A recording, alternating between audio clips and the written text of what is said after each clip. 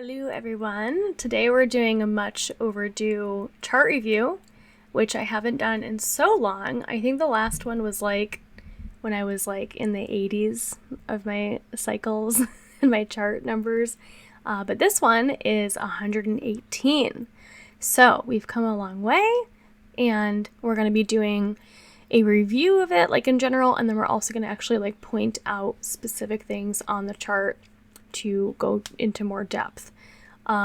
Before I do that, I want to just show my cool sweatshirt that I got recently.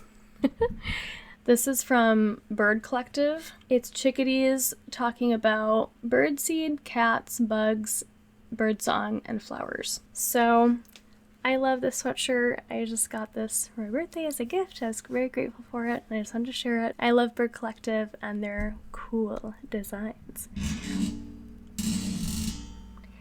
Okay, and as always, I'm wearing, well, not always, but as usual, I'm wearing my handy dandy heating pad underneath my sweatshirt to stay nice and warm because I'm in this cold basement right now. And I'm always cold. So anyway, guys, let's get to it. Oh gosh, I made my camera so big and I can't. Ooh, here we go. Okay, I can make myself small.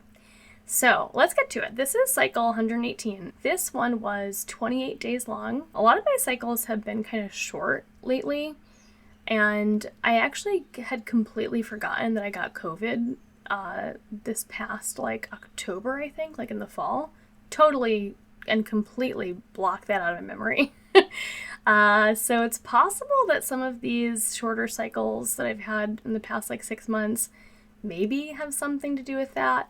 I don't know, but I do know that I have had some shorter cycles. But one thing that we'll get to in a little bit is I did go to the doctor recently, and we kind of talked about that, and I'll get to what the conclusion was on that in a little bit.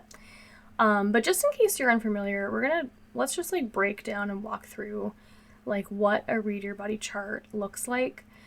So this is a whole read your body chart right here. As you can see, we've got temperatures, basal temperatures, that is not fever temperatures.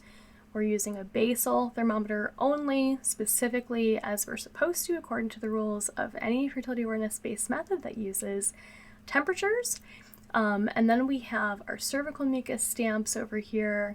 We have our LH testing data, and then below that we have some notes, and then some lifestyle factors and things like that. So I'm going to really break this down. So strap in and get ready, and we're going to go through a lot of details with this chart. We're going to actually move over to paint so that I can actually like mark up this chart as we look at it and just point out like more specific stuff. The goal here was to avoid pregnancy. Now, just for like privacy's sake, I try not to include when my actual intimacy was, like when I'm doing these like public YouTube based chart reviews. Usually when I do like a charting circle with clients, then I'll share it. But for like Instagram and YouTube the past while, like I just don't really want to share that anymore. But just know that we've used this method as our only and primary source of birth control for, I want to say, 105 cycles, because it did take me personally 13 cycles, or I think I started on the 13th cycle, for me to feel comfortable with using FAM for birth control, because I had to undo so many crazy layers of fear and like religious conditioning around sex, and that took a while. And for me, that's, just my personal timeline, but everyone's different. I have a lot of clients who feel comfortable using FAM within like 2 cycles or 3 cycles, because they're starting off in a different place than I was years ago. But yeah, that's just part of my own personal journey, that it took me a little while to get comfortable with everything and to kind of undo some of that, conditioning that I kind of grew up with. And that frankly was like kind of traumatizing, but I digress. So let's move on over here. Like I said, we have the goal to avoid pregnancy. Below that, we have our date, the day of the week, the cycle day number, And then I like to have the moon phases like purely just for fun. I don't pay any attention to how they align with ovulation or menstruation. And I find that it's pretty irrelevant how that happens, and it tends to be mostly happenstance when things do align. So that's just my observation over the years. So moving on from there, then we have the time that each temperature was taken in the morning. So that's corresponding to all these temperatures. Below that, we have my peak day +3. Currently, Read Your Body is going through an update, so that's why these are having like a little teal background. I didn't want to wait for the update to do this chart review, so whatever. Normally they would just have the normal grid color background, but that's how they look today. Below that we have our stamps. I absolutely love stamps. I love that they have femme-specific stamps with Read Your Body. For the longest time, I was having to either adapt like Kendara notations into femme or adapt the old Read Your Body notations into femme, and it was like doable and it was passable. But just having the stamps is like what you actually need. And it's so amazing. I'm so glad that Read Your Body does it. It's awesome. And I absolutely love it. And I recommend that people actually use the stamps features because you get to mark things like brown bleeding, bleeding, spotting, G mucus, ESEL. And then there's also like a little like yellow other observation stamp. There's a question mark. There's just things that you can't get when you're only doing the fluid notations. So the stamps are like way better in my opinion. And I have a couple of videos about how to use stamps and why they're superior in my opinion. Below that we have LH testing.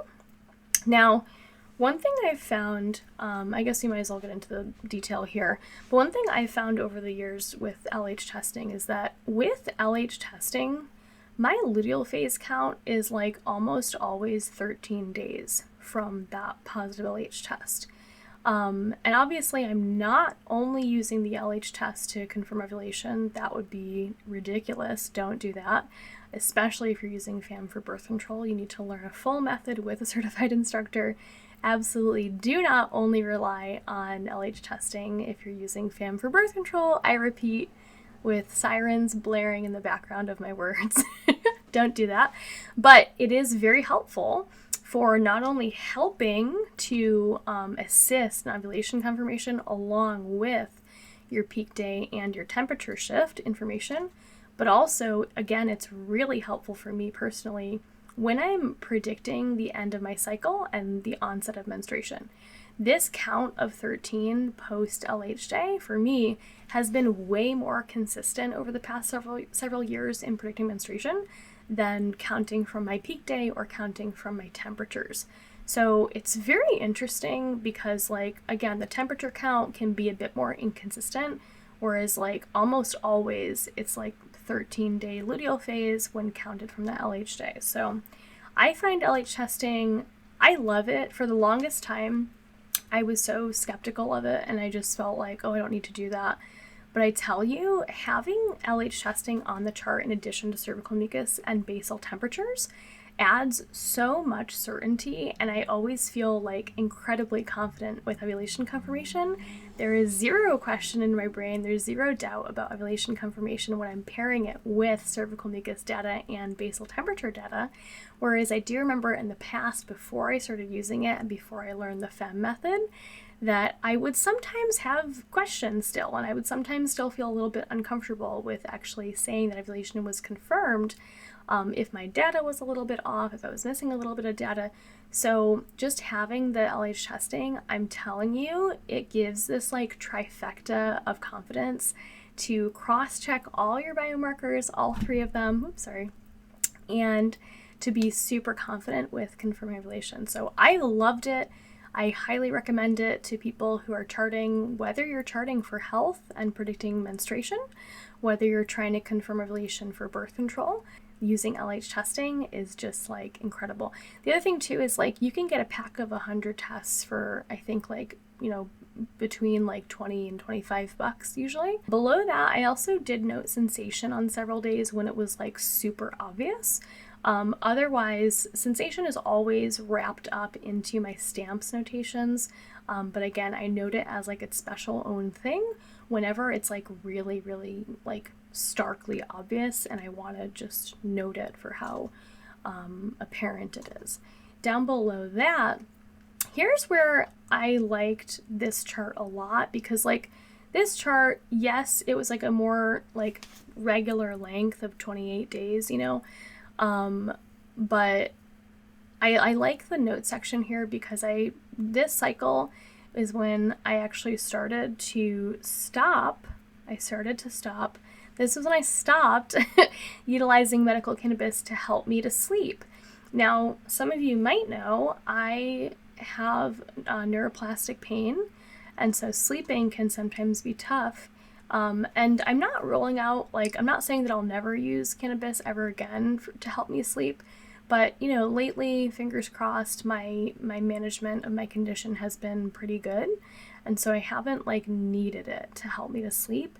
And so I've been very happy to stop utilizing it this cycle. Even before this cycle, I've been gradually decreasing the amount that I've been using for like a long time. For the longest time, I was only using 1.5 milligrams of THC, which was the equivalent of like a nibble, like of a corner of one gummy, which was like a 5 milligram gummy total. So I would like nibble one little corner that would break down to like 1.25 milligrams or something. And it would help me get a little bit drowsy, just enough to fall asleep.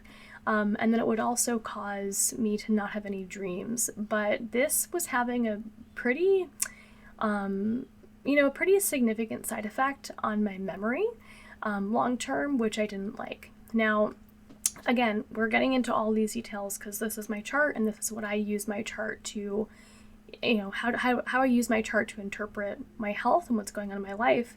So I'm getting into these details because this is how I view charting. It's not just about my biomarkers. It's not just about birth control for me. This is about everything and about self-care. So more insights into that is, for me, I know that my memory issues, it probably is not only due to cannabis. I also have had at least 3 concussions from horseback riding when I was in my teen years, like from age 13 up until like age 22. Age 22, I believe, was the last concussion that I had, but it was also the most severe. I basically fell off the horse and blacked out for an unknown amount of time because no one ever told me how long I was out for. Spoiler alert, by the way, like, I really don't recommend the riding program at UConn because they did not follow safety standards. They didn't call an ambulance. And frankly, the way that they handled my concussion and being unconscious was unprofessional, and didn't like that experience. I was unconscious for, I don't know, could have been 30 seconds, could have been 3 minutes, could have been 10 minutes. I have no idea. No one ever told me. And I don't know because I was unconscious. But, because obviously concussions can cause memory issues later in life, that is definitely a factor. I also have complex PTSD from a totally different situation in my teen years, and that's another side effect of complex PTSD is memory issues, because having PTSD changes your brain. And I think for me, all 3 of these factors are contributors to the memory issues that I've experienced in recent years. Again, I can't say which thing is like the leading cause, but what I do have control over is managing my CPTSD and, stopping the use of medical cannabis. So that's what my goal is, and that's why I'm doing that. I also just want to see, over time, how does stopping cannabis, even though I was using like the most like minuscule amounts, but how does stopping it impact my cycle moving forward? Will I see a healthier luteal phase? Will I see a longer luteal phase? Who's to say? I don't know yet. We're going to find out. So that's what I wanted to highlight there. The next thing I wanted to highlight was all this sugar that I had on during menstruation and like toward the beginning of my cycle.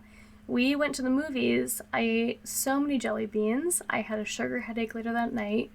And it even led into the next day. And I think the next day I actually ate the rest of the jelly beans. And then I had a sugar sore throat the next day. I also woke up feeling very, very hot in the morning. And as you can see, I also had a much higher temperature this morning as well. So I think that, again, this is due to me over consuming sugar.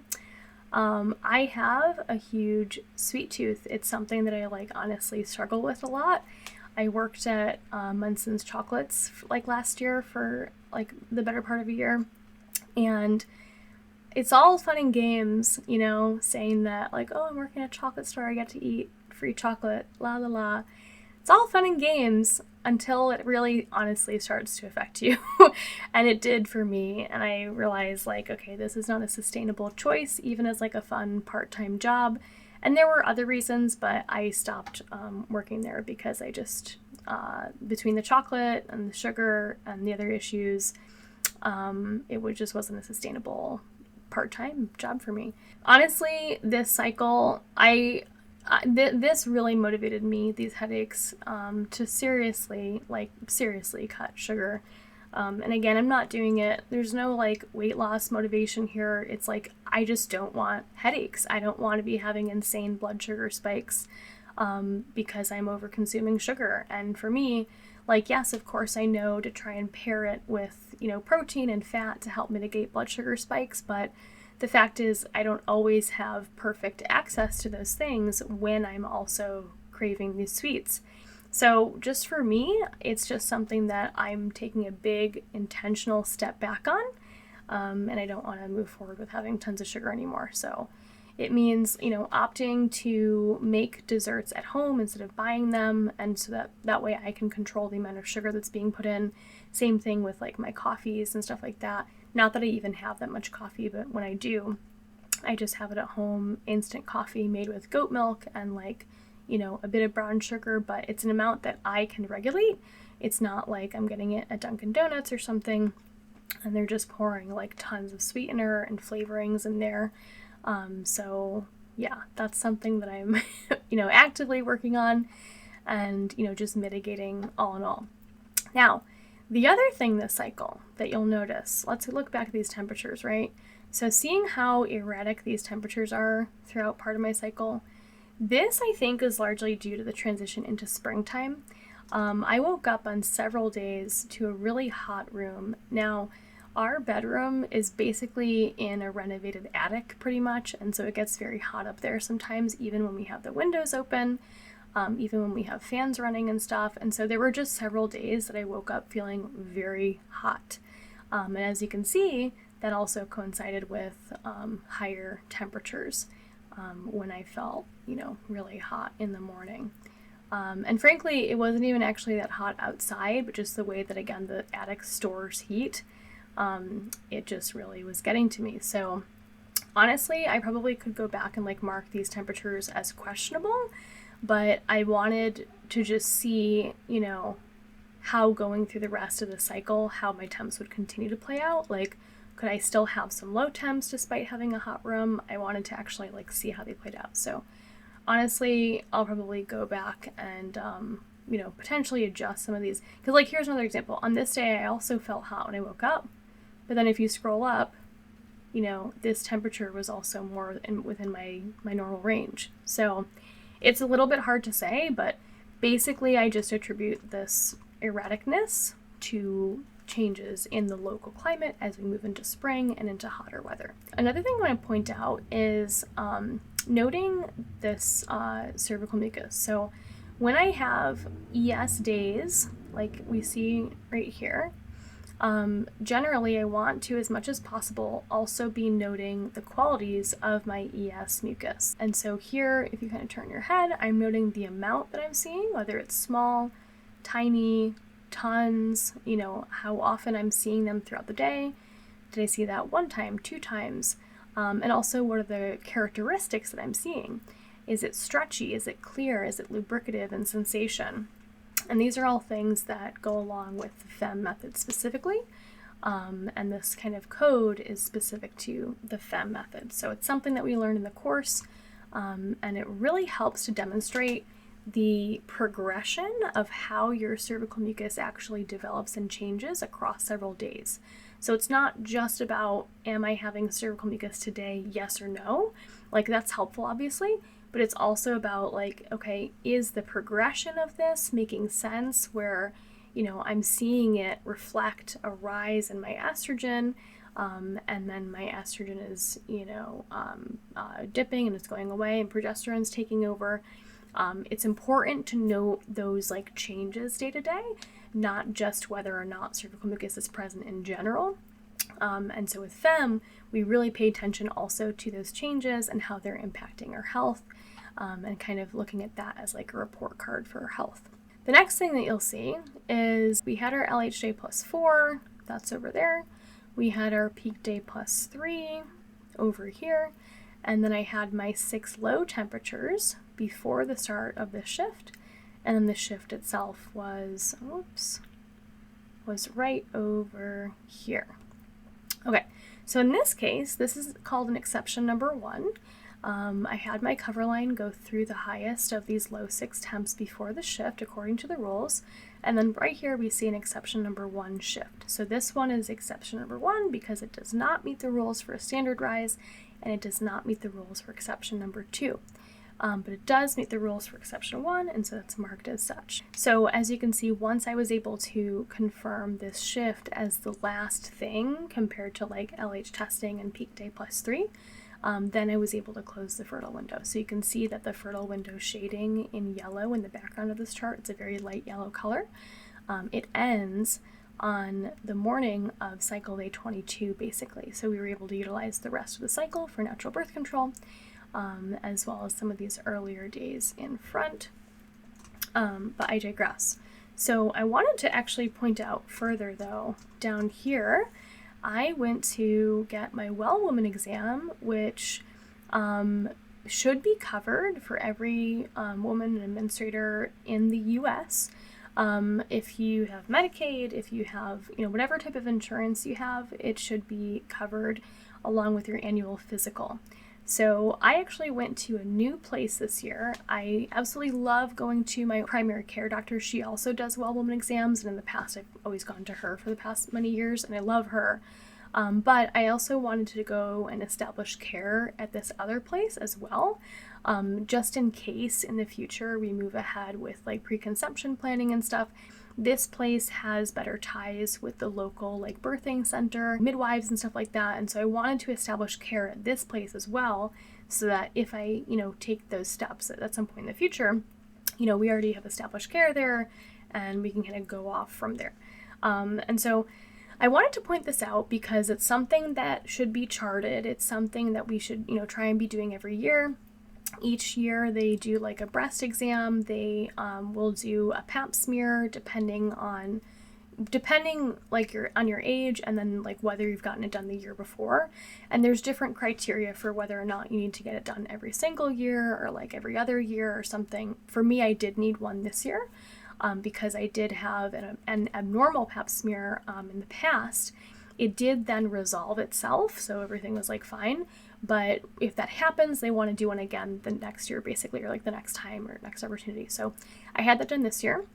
And what I wanted to talk about with this is I wanted to use this opportunity to talk about the importance of medical self-advocacy.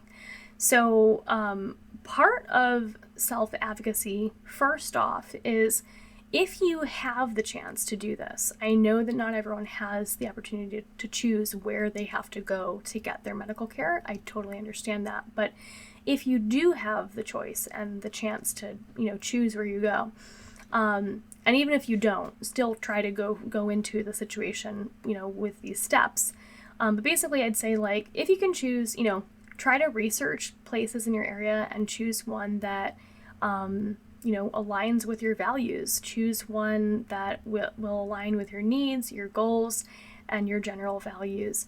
So for me, I already knew someone who went to this place. I've talked with them about it. They like going there. I researched it. I talked with my own doctor about it. She recommended them as well. And so that's why I chose to go to this place, because they were highly recommended by several other people that I trusted, and their values align with mine.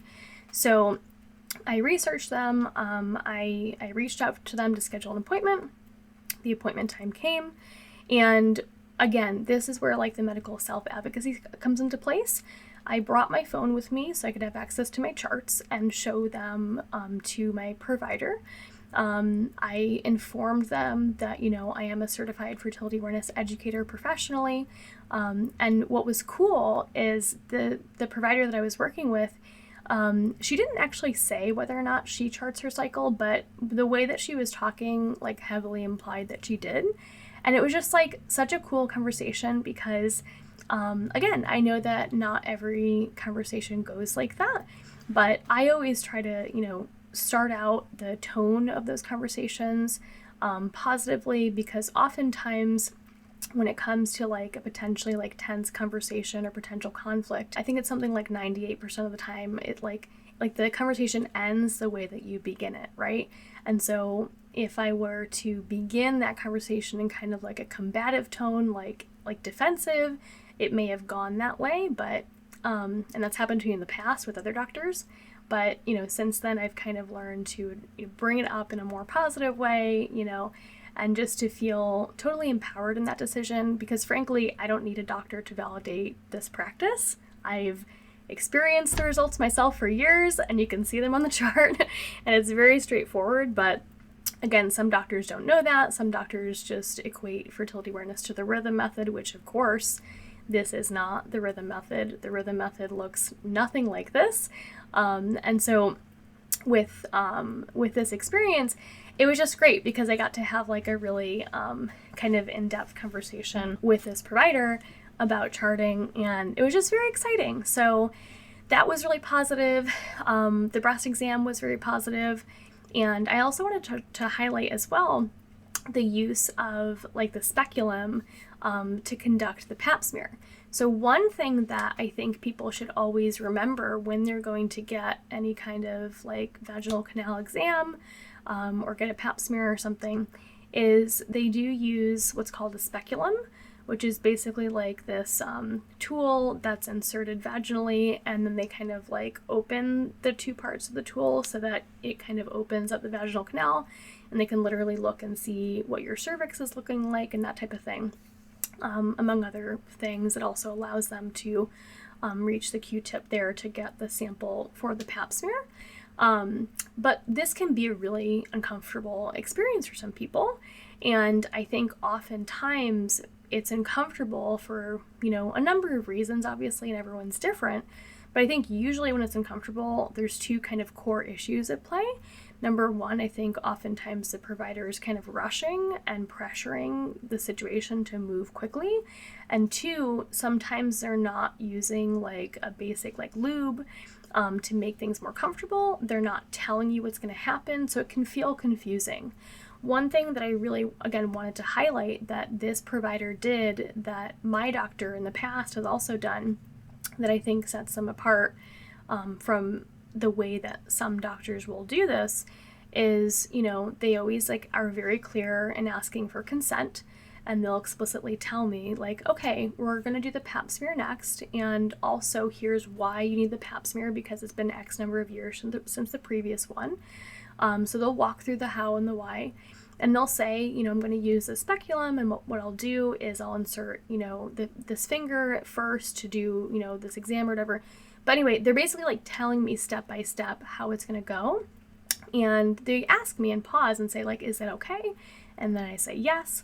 And so what I want to encourage people to do is, if this is like if you're ever going for like your first pap smear, or if you just, feel kind of nervous about them or something, some tips I would say is slow things down.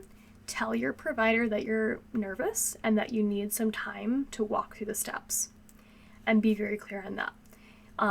Focus also on like deep, slow breathing, trying to be present while, if you need to kind of think about something else or maybe listen to music at the time or something, that's also, totally fine. But I think just talking with your provider and just being honest and telling them, hey, I need you to please walk me through these steps step by step. Please ask me for consent before you do something.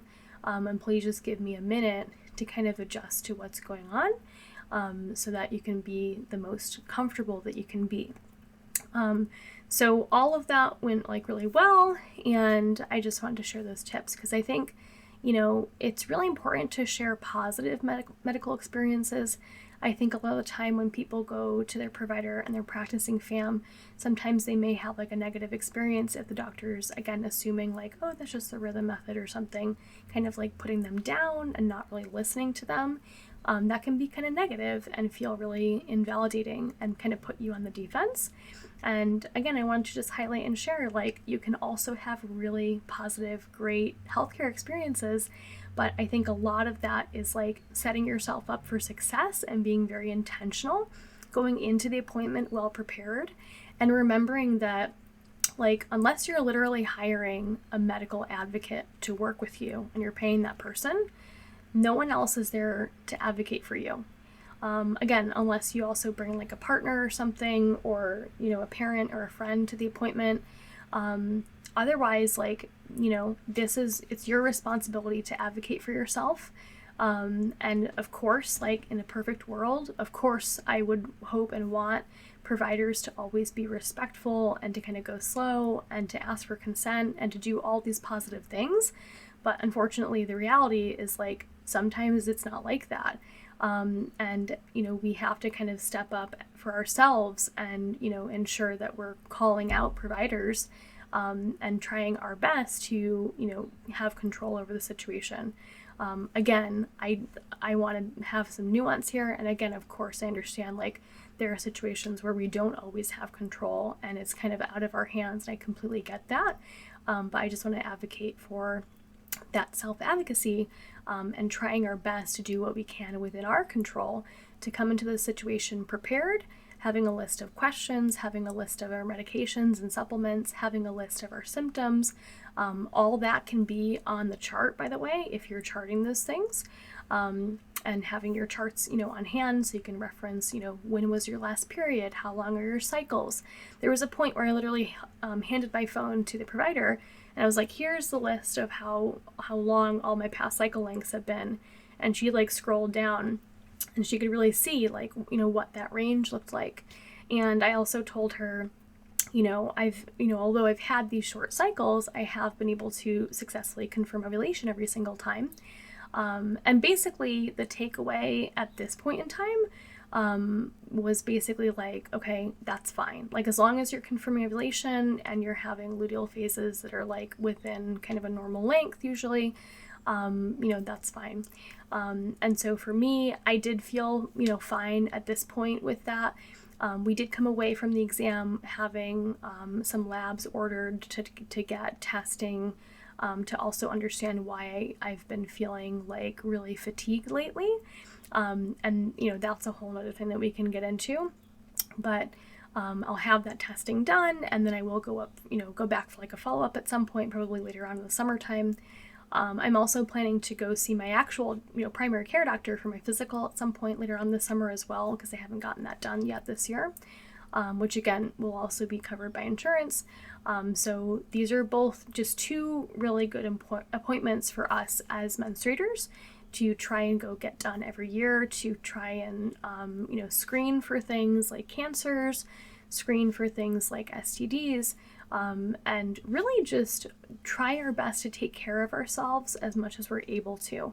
I fully understand in the US, our healthcare system sucks. It's horrible. And there's so many insane issues with it, especially with insurance companies that are frankly like unacceptable. But at the same time, we have to do what we can within our power and within our limits to try and access regular medical care as often as we're able to. So again, I totally get that sometimes those things are out of reach for people, whether financially or timing wise. Like there are many barriers that can come up, especially in the US, where they treat healthcare as if it's not a human right, unfortunately, compared to literally every other country in the world, basically, except for like 2 others. So it's a big deal. But again, I just want to encourage you, if you're watching this, please do try and prioritize your health as much as possible, because you have one body to take care of and one mind to take care of, and all of that needs to work together as a system. And so doing your best to act consistently with your self-care is going to really, really go a long way in life, just to support yourself. Okay, moving on from all that, the rest of the luteal phase was great. Like, I really don't remember much other cycle symptoms. I remember having pretty much like no cramping this cycle as well in terms of menstruation, which was great. I typically don't have a ton, but in this cycle I just remember it being like basically nothing. So this was really nice. And again, I attribute it to, in the previous cycle, also having cut down on sugar a lot. I then had this like, this trip up over here on these 3 days where I was having more sugar. But what are you going to do? It's okay. And I think like it's always a learning process, right? To kind of learn from our mistakes, right? And move on. So looking at this next, I did also have fatigue, like I was saying, on several days this cycle. And I attribute this fatigue lately to adding in a lot more workout time to do my physical therapy exercises that are new for my legs and for my knees that are in addition to the stretching and workouts that I already do. So it's just been tough, guys, because like basically I have a disability. I'm always trying to either maintain or progress in my strength and my mobility. And so it's really tough because it's like I have to keep doing the stuff that I know already works for me to keep me feeling good. But then I'm also layering on this new stuff too. And it's just been hard to navigate that because it takes up so much time and mental energy. That's frankly why I haven't been able to post many videos lately, because it takes up so much time. And it's just been tough. I'm hoping that, as long as I'm keeping up with my hydration and I'm eating enough, protein and healthy fats and everything, and fruits and vegetables, my hope is that I'm kind of just going through a temporary like conditioning stage at this point, and that hopefully I'll feel better in a few weeks once my body adapts more. But we'll see. I also noticed that this cycle, I did have a few days of like normal libido, but I did notice overall at the end of the cycle, like my libido in general was a lot less. So again, I think it's because of the fatigue. It's like I just did not have the mental energy or bandwidth to even think about that because I was so tired on so many days. And these are just the days that I charted it. I think I had even more days where I just was kind of feeling off. I got menstruation this cycle on my birthday. And so that's May 12th. So I am starting out this new cycle. I'm a few days in already, and we're going to see where this new cycle goes. Let me know if you guys have any questions in the comments below. Let me know if you guys have any other experiences that you want to share relating to anything we've covered or about your own personal experiences, like with doctors and everything. I'm not saying that you have to get into like your medical history or anything like that, but just it would be cool to hear like if you have had positive experiences with doctors about fertility awareness and charting, and just to kind of hear how that went and to hear any tips or advocacy that you'd like to share in the comments and help out other people. So if you guys are curious yourselves about learning how to chart your cycle like this and learning how to master fertility awareness, this is my absolute passion. I've worked with over 225 people to teach them to chart their cycles so far in the recent years that I've been doing this. And again, it's just something I absolutely love. I have a course specifically dedicated to using this as birth control. And it's an 8-week course. You can learn more about it if you schedule a call with me to meet. I'd love to meet with you. The info for that will be in the description and the comments below. All right, guys, so otherwise, I'll talk to you in the next video. Bye for now.